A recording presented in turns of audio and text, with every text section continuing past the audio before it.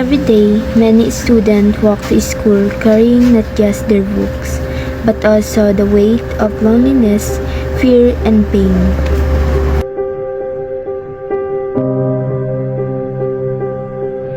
Have you ever been bullied? Bullying is an issue that affects all age. But in today's generation, students are the most target to experience it. Physical and verbal bullying is the primary type of bullying that often happen around the school premises. It can be done by using words to humiliate someone, like teasing, insulting, and threatening individual, or physical harm someone in a form of hitting, kicking, or breaking someone's position.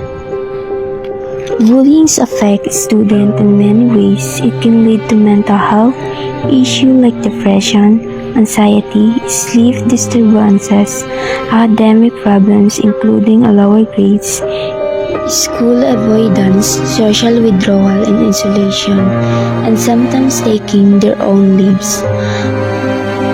But if we help each other and treat everyone fairly, we can build a school where every individual treated right and there is the improvement in the overall school climate, fostering an inclusive and accepting environment where students feel safe and can reach their full potential. Remember, be kind always. It may be nothing to you, but for someone it may be the cue to lose themselves.